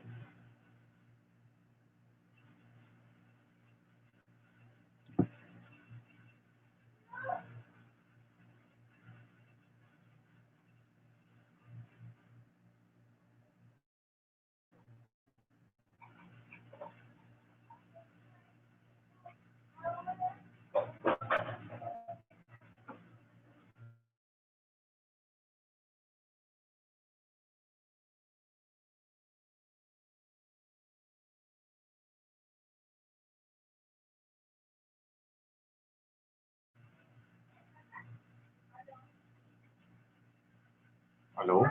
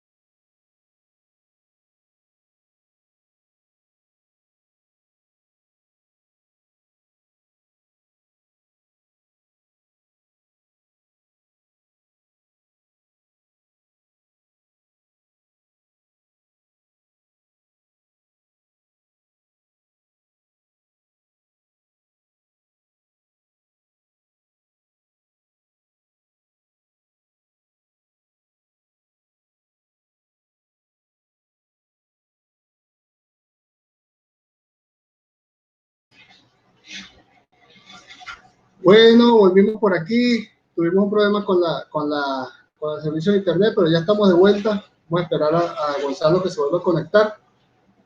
Bueno, quiero darle las gracias a todos los que siguen conectados. Gracias por la comprensión. Vamos a saludar pues a algunos que están por aquí en vivo. Están en línea. Ok, ya tenemos a Gonzalo de nuevo en línea. Perfecto. Bueno, son temas de las conexiones de internet que a veces vienen caídas y bueno, escapa de nuestra mano. Por aquí tengo ya a Gonzalo. Cuando quiera Gonzalo, ya volvimos. Estamos de vuelta. Vaina, ¿no? Se cayó. Sí, no podrá con nosotros, el internet no podrá con nosotros. Coño, qué vaina. Sí, que vaina el internet, ni que pagues el internet más caro, corre el riesgo de que la cosa se caiga. Que aquí sí. Bueno, pero... aquí vamos a seguir. Lo bueno es que esto se mantiene aquí y seguimos con el conversatorio. Ahí también, Gonzalo, hablamos de la parte de la dentadura, que estaba preguntando. Uh-huh. ¿En qué puede influir un cambio o un trabajo de la dentadura cuando te cambian la posición que te ponen aparatos, te cambian la forma de la dentadura al tocar? Esto puede influir en los músicos de viento, no en los de cuerdas, por supuesto, en los de viento. Bueno, tendría que hacer un live con mi esposa, pero lo que he aprendido con ella, lo que he aprendido con ella en ese tema, fíjate que ahora yo tengo aparatos. En mi caso personal, a mí no me afectó. O sea, estoy hablando del tema de la madera. De hecho, ella llegó a la conclusión que los músicos de vientos madera, como oboe, fagot, hasta el mismo clarinete, no tienen problema. El cambio de su sonido no es mayor, ¿no? O sea, no pasa más allá de acostumbrarte, bueno, mira, tengo algo aquí nuevo, pero por ejemplo, a mí en mi caso no me cambió ni el sonido, ni la resistencia. Yo he tocado, fíjate que yo también caí mucho en ese mito. Ella estaba detrás de mí hace mucho tiempo de ponerme los aparatos y yo no quería porque me va a cambiar, porque voy a bajar el nivel, porque el pago no me va a... Te estaría muy caro. Exacto. Entonces, ella siempre me insistía que no, que claro, ella también tiene una técnica y eso es se los digo a todos. Si ya tienen un tiempo tocando, ya son profesionales, lo que sea, ya tienen tocando un instrumento, yo les recomiendo que vayan con odontólogos que sepan de música, ¿sabes? La también de mi esposa es que ella es músico, ella sabe. Y sabe las recomendaciones. Por ejemplo, el tema de los metales sí es un tema más delicado. Es un tema mucho más delicado porque ustedes necesitan los labios para vivir. Necesitan la posición de los dientes para que el labio vibre. El soporte de la vibración de ustedes son los dientes. Entonces, claro, el músculo se acostumbra a esa posición de los dientes. Entonces, claro, si tú modificas esa posición de los dientes, modificas la manera como vibra el labio. Entonces, ahí sí pudieras tener algún problema. Indudablemente ella no ha podido desarrollar ese tema bien con los metales porque no ha conseguido el primer voluntario. Todos los instrumentistas de metal le tienen miedo, pero sí ha pasado que a veces no es ni siquiera la posición de los dientes, Rigo, sino problemas en lo que te estaba diciendo, la articulación temporomandibular. Eso sí lo ha visto ella y lo ha corregido. Entonces, es muy importante eso, porque hay personas que tienen mala oclusión, eso se llama mal manera de cerrar la boca, y esa mala oclusión sí crea problemas a largo plazo que se pueden convertir en una distonía o en una parálisis facial. Eso sí hay que estar muy pendiente, porque eso va más allá de los aparatos.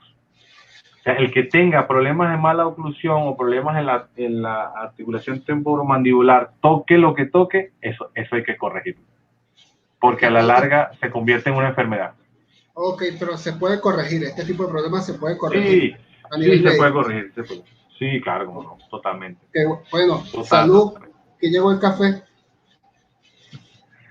Te lo debo porque yo estoy aquí ya saliendo, ya más o menos. Ok, entonces mira, es bien delicado porque la parte de los músicos, sobre todo de brass, que en la embocadura, la base de la embocadura es los dientes, ¿eh? Entonces cuando tú te acostumbras a poner la embocadura de una posición en un sitio, es porque normalmente el cuerpo te lleva, ¿no? Te lleva a donde te estés más cómodo, ¿sí? Por tu dentadura. Sí. Algunos tienen la dentadura más afuera, otros más adentro de abajo. Exactamente. Muy diferente. Entonces ahí sí es un tema más delicado porque, o sea, es un tema, a lo mejor no pasa nada, pero es un tema de estudio, hay que estudiarlo, ¿no? Hay que estudiarlo mucho. Y sobre todo asesorarse bien, ¿no? Sí, claro, hay que estudiarlo mucho y recomiendo, les digo, no, o sea, no tengo nada en contra de todos los odontólogos, tengo mi hermano, como tú dices, mi hermano es odontólogo, mi esposa es odontóloga, pero sí es necesario que el odontólogo conozca, sea músico, conozca porque por ejemplo, si tú vas a un odontólogo cualquiera y tú le pelas los dientes, le muestras los dientes, él está viéndote como odontólogo. Mira, vamos a mover esto, vamos a poner este canino aquí, vamos a hacer el movimiento. Él no está pensando que tú eres trompetista. Él no tiene idea de que esa posición de ese canino así, de los incisivos de esa manera, es tu trabajo. ¿Eh? Entonces, esa es mi recomendación. Hay que tener cuidado. Sobre todo también decirle por lo menos si no tienes algún odontólogo especialista con tema de músicos, por lo menos decirle, informarle, mira, yo soy músico, yo toco trombón, toco corno y trabajo con esto y mi familia depende de mi trabajo, para que vean el tamaño de eso, ¿no? El tamaño que llevan el instrumento, exacto, llevan el instrumento para que el odontólogo los vea, cómo tocan, cómo se emite. Exactamente. Sí, pues estoy seguro que ellos al ver tu trabajo, cómo trabajas, ya van a enfocar lo que van a hacer mucho más fácil. Es bueno y también, bueno, sencillamente el hecho de que cuando vas al odontólogo te colocan una cosa por ahí por un lado, el odontólogo a veces tiene que meter aparatos que te estiran el labio y eso te irrita el labio, te lo rompe en algunas ocasiones. Entonces es importante decirle todo eso. Yo le digo siempre a los médicos, bueno, ahorita no toco tanto, pero antes cuando tocaba, mira, yo soy músico y de hecho yo me colocaba siempre un día antes mucha manteca de cacao y todo esto en los labios como para que se pusiera más suave. Y antes de ir allá también me colocaba como para evitar, porque a veces es un poco inevitable, pues que tengas este forcejeo ahí cuando están reparándote algo en el diente. Hay que tener cuidado. Sí, pero no, es lo que tú dices. Todos los odontólogos están preparados para eso, pero hay que decirles, pues, porque hay odontólogos que no saben, pues, que no conocen. Como yo no sé nada de física, yo no sé nada de química, de la química sé un poco, pero no soy químico, no soy matemático puro. Hay que ponerlo en el contexto, ¿no? Y la otra parte, bueno, hablando de los músicos de cuerda, aunque tú tienes pueden tener accidentes de tipo muscular y todo esto, distonía, hay otra parte que es la parte dermatológica, que sufren mucho los violinistas, los violistas, que tú reconoces un violista por la mancha aquí, una mancha negra que se les hace. Y eso te puede causar irritación, muchas cosas. Pero eso es más que todo ya como una suerte de tradición, porque indudablemente hay pieles que son más propensas a desarrollar. Eso es una dermatitis por contacto. Y esa dermatitis la hace la madera, la hace el material de la mentonera. Pero toda esa dermatitis por contacto tranquilamente la puede tratar un dermatólogo con esteroides o con cualquier otro tratamiento y puede llegar hasta el punto de borrar esa mancha por completo. Igual que también hay personas que usan como un trapito, una cosa, pero eso no, la dermatitis por contacto, ellos la tienen en ese lugar, es por eso, porque como su nombre lo dice, es un contacto de un objeto externo, un objeto ajeno a la piel, que por estar ahí con contacto te crea esa mancha. Eso lo crea mucho la madera, lo metal, Bueno, por aquí eso, vamos a saludar, Gonzalo, a los que están aquí en Facebook. Ramón Granda, trompetista. Saludos, Ramón. ¿Ramón o Román? Román, mentira. Román Granda. Román. Aiber Vargas también. A Joel Camargo, de aquí de Barinas. Saludos. Está conectado ahorita en este momento. Ahora mismo ya para hablar de lo que está pasando en este momento, el tema del COVID-19, que se ve relacionado con todos los ámbitos, sobre todo con la parte musical, muy importante por los músicos de cuerda, de viento, los que sea, están expuestos a este tipo de virus, que es bastante peligroso y de bastante cuidado. Entonces, hablando del tema de cómo afrontar todo este tema cuando volvamos a tocar a los ensayos, cuáles son como las medidas preventivas que podemos tomar extra para mantenerlos un poco con cuidado. Bueno, mira, es un poco difícil la cuestión. Nosotros tenemos que aprender a vivir con esto.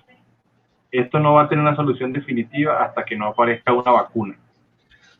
Y esta vacuna, las primeras vacunas, digamos que no van a ser tampoco la solución definitiva porque pueden tener algunos problemas esas vacunas. Es decir, que tenemos que acostumbrarnos a vivir con eso. Cuando yo digo acostumbrarnos es no parar de hacer nuestra vida, no parar de intentar hacer nuestra vida, sobre todo el tema de la música está muy parado y tenemos que hacer algo urgentemente porque la música no puede seguir en este silencio de por vida, la música tiene que tocar y fíjate que ya en Europa se están activando ya con este tema porque bueno, las orquestas viven de tocar, los músicos viven de tocar, ¿no? Eso por un lado. Entonces, claro, indudablemente hay que hacerlo con toda la responsabilidad y con todas las medidas, ¿no? Las medidas de bioseguridad, el lavado de las manos, el distanciamiento. Hay muchos protocolos a nivel de Europa. Uno de esos protocolos yo lo presenté aquí en Venezuela porque hay una idea de querer hacer un primer concierto aquí en Caracas con todas estas medidas para, digamos, darle esa continuidad, ese empuje de que, bueno, mira, se está haciendo algo para que la música no deje de sonar. Indudablemente estamos pasando por un repunte. Hay que ver qué tan real es ese repunte, cuál es el alcance de ese repunte y bueno, por ahora lo que mejor queda es cuidarse. Pero las medidas que hay que tomar son los distanciamientos, tocar mínimo con una distancia de 3 metros, desinfectar las partituras, desinfectar todas las superficies inanimadas, por decirlo así, con alcohol, no los instrumentos esos días ya es otra cosa, los instrumentos tú no puedes tampoco estar cada rato rociándolos con alcohol absoluto, ¿no? Pues sobre todo el tema de la madera, los metales a lo mejor puede ser que vaya un poco mejor, ¿no? Pero a la madera creo que lo discutimos en estos días, pudiera limpiarlos con estas toallitas húmedas que el pH es neutro, que no tiene ningún tipo de ácido para, digamos, de esa manera desinfectarlo, lavar las manos, no compartir las cañas, no compartir ni siquiera los lápices, no compartir nada. O sea, tú llegar al ensayo, sentarte en tu atril, tocar lo que tienes que tocar y conforme llegaste al atril, te vas a tu casa con el tapabocas, el lavado de las manos, eso por un lado, ¿no? Evitar en todo momento la aglomeración, que ahí es donde está el problema. El problema de este virus es que es un virus de transmisión muy rápida cuando hay aglomeraciones, porque tiene una característica muy difícil, el paciente es asintomático, o sea, tú puedes tener el virus y no sientes fiebre, no sientes nada, pero le estás repartiendo ese virus a todo el mundo que está cerca de ti. Entonces, eso ha sido una de las cosas más difíciles de este virus para poder controlarlo, porque tú no sabes quién lo tiene y quién no. Sí, parece que en cierto sentido, pues, que estamos en una batalla, ¿no? Como una batalla contra un animalito tan chiquitico, tan minúsculo, tan microscópico que nos tiene el mundo de cabeza. Y la parte musical, como tú le decías, ha afectado muchísimo, sobre todo a las personas que viven de la música, de hacer música, de tocar, de la música popular, la música sinfónica.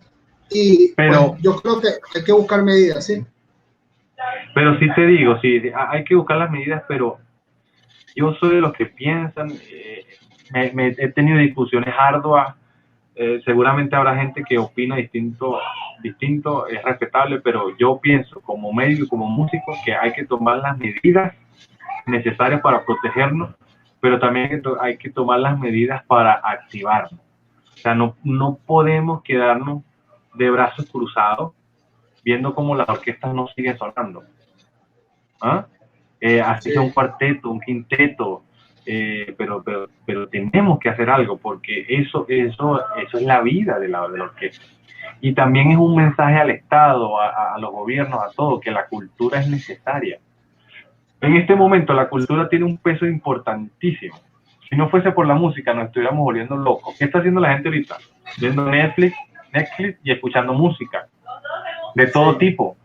Si no tuviésemos la música, si no tuviésemos la literatura, las artes, el cine, es que nos estuviéramos volviendo locos. Entonces, sí, tenemos que visibilizar la cultura. Si nosotros no le visibilizamos la cultura a nuestros gobiernos, no va a pasar nada. No va a pasar nada. Vamos a ser los últimos en la lista de prioridades para abrir las cosas. Y nosotros no somos los últimos de la prioridad. No debemos ser los últimos. es verdad, es verdad. Y comparto esa opinión tuya que hay, no podemos, como, yo creo que la solución de pronto no es encerrarnos y prohibir todo, tiene que haber formas, ahí tiene que haber una forma, porque de hecho en Europa ya se están activando, he visto muchos amigos que están en Europa, que son músicos, ya están activadas las clases con ciertos protocolos de seguridad, a veces al aire Claro, libre, con una claro, distancia claro, con una claro, barrera de pronto para evitar mucho contacto. Y ya hay, claro. de hecho, algunos accesorios para proteger, por lo menos a flautistas, que se colocan en la flauta para evitar que haya la propagación de las gotículas y Los, todo eso que puede pasar. sí, los paneles también que se le ponen a los vientos delante también pudieran servir. Hay muchos protocolos, hay muchísimos protocolos. Y cierro esta reflexión, una reflexión muy personal. Hay países con 700.000 casos que ya están haciendo conciertos. Entonces, eso también es una invitación a la reflexión. Sí, ¿verdad? Nosotros, dentro de todo, gracias a Dios, tenemos 7.000 casos. A lo mejor eso va a subir, pero no tenemos 700.000. Entonces, algo tenemos que pensar, Sí, algo tenemos que hacer. la prevención es importante, sobre todo los músicos, les recomiendo mucho. Este, hay unos sprays que pueden tener a la mano con, Uh -huh. con alcohol, pueden mezclarlo con alcohol y agua, no es necesario tampoco, creo que 100% de alcohol según la normativa, Uh -huh. pero son sprays pequeños, son atomizadores con los que tú puedes desinfectar tu boquilla, desinfectar tus manos a cada momento. Es muy importante porque casi la mayoría del contagio está comprobado que es por el contacto de las manos hacia Uh las -huh. vías respiratorias o la boca. Entonces, Sí, para los músicos de viento, la boquilla la podemos desinfectar con alcohol, muy importante, antes de tocar, después de tocar y claro, mientras estemos tocando. También claro. los instrumentos de metal, también. O sea, todo eso que tú estás diciendo es lo mejor que hay que hacer y todo está escrito, todo está por internet, el uso del tapaboca, cómo ponerse, la gente que se agarra el tapaboca aquí no, el tapaboca, lavarse bien las manos, todos esos protocolos de prevención es las únicas herramientas que tenemos actualmente. Y las Entonces, si defensas vamos a ir personales, ¿no? claro, claro, Y la claro, defensa del si cuerpo. vamos, claro, si vamos a ir a un ensayo, si vamos a ir a un ensayo, tenemos que tomar las precauciones, lavarnos bien las manos y con el tapaboca, en el ensayo no hablar con la gente, no, el problema es que también nosotros los venezolanos es, yo te abrazo y te agarro la mano, todas esas cosas tenemos que cambiarlas.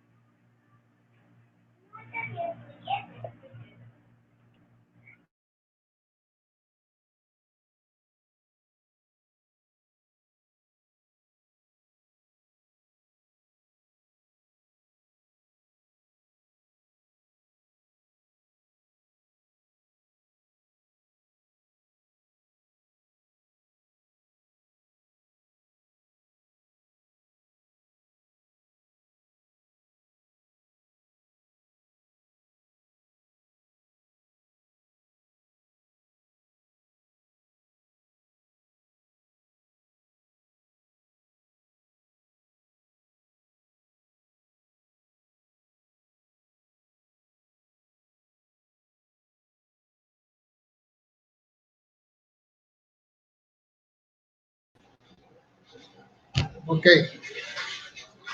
ok. Bueno, estamos aquí.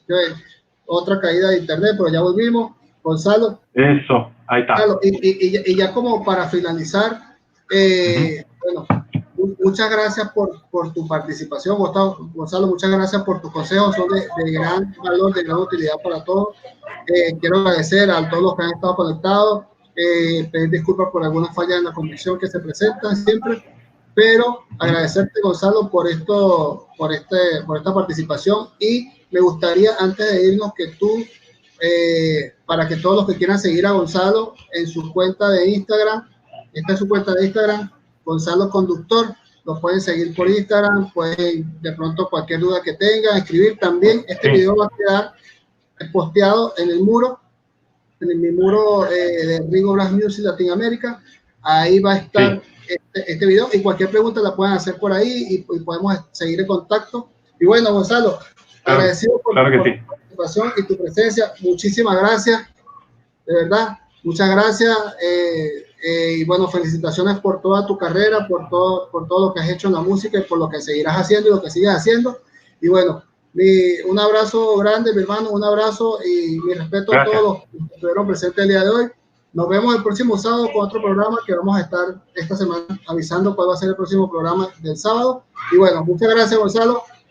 Chao. Gracias, hermano. Muchas gracias por la invitación. Te felicito por tu iniciativa y nos estamos viendo. Saludos a todos. Gracias. Chao, muchas gracias. Chaito, pues. Bueno, ya, como acabamos de ver, el conversatorio de hoy acerca de hablemos de músicos y salud, podemos hacer un pequeño resumen de todo lo que hemos hablado el día de hoy. Hablamos acerca de todo lo que puede afectar a los músicos a nivel de problemas que se presentan de salud, ¿sí? O algunas lesiones que se pueden presentar. Recuerden que es importante el calentamiento antes de tocar, estiramiento, el calentamiento para preparar todos los músculos y prepararnos como músicos para el momento de tocar. Es importante que el calentamiento, es importante el descanso mientras estamos tocando, es importante la prevención de todos los tantos factores que pueden afectarnos, como los virus, las bacterias, limpiando nuestros instrumentos, llevando el instrumento frecuentemente a un mantenimiento, haciendo el mantenimiento preventivo. Recuerden que podemos limpiar los instrumentos, mantenerlos limpios en casa. Es muy importante, sobre todo ahorita en el tema del COVID, que sencillamente con lavar la boquilla con agua y jabón, con una solución hecha con agua y jabón, durante unos 20-30 segundos, ya vamos a dar contacto sobre todo con este tipo de virus que está como el COVID, que no es resistente al jabón. Entonces el jabón rompe toda la capa de grasa del virus. Entonces eso va a permitir que eliminemos todo este tipo de virus, y es importante por la salud de nosotros mantener la limpieza y la higiene en nuestros instrumentos, señores. Hay que mantener higiene y limpieza de los instrumentos, sumamente importante, sobre todo en estos momentos. Y el mantenimiento preventivo, como siempre lo he dicho, muy importante, imprescindible, para mantener nuestros instrumentos óptimos y higienizados, ¿sí? También les recuerdo que ya están las inscripciones abiertas para el Congreso Iberoamericano de Técnicos en Instrumentos de Viento. Desde ya pueden inscribirse, pueden ir a nuestra página de Facebook, donde está el link, donde vamos a conseguir el link para las inscripciones. No se pierdan la oportunidad de participar en este congreso que estamos realizando.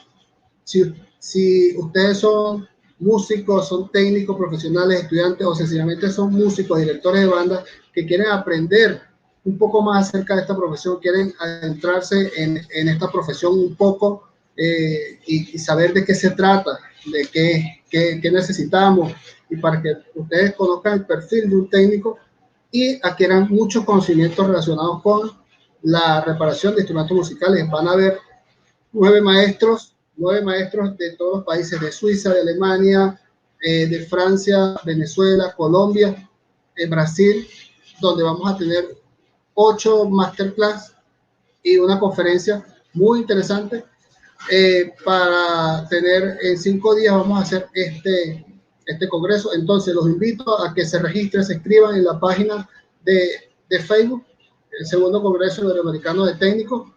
Ya están abiertas las inscripciones. Y bueno, no me queda más que despedirme de ustedes. Les envío un gran abrazo. Les envío pues muchas buenas vibras, los mejores deseos. Nos vemos el próximo sábado en un próximo programa de Hablemos de. Así que estén pendientes, vamos a estar avisando, vamos a estar colocando la publicidad como siempre por Facebook y por Instagram. Muchísimas gracias por su paciencia y por estar aquí. Muchas gracias. Chao.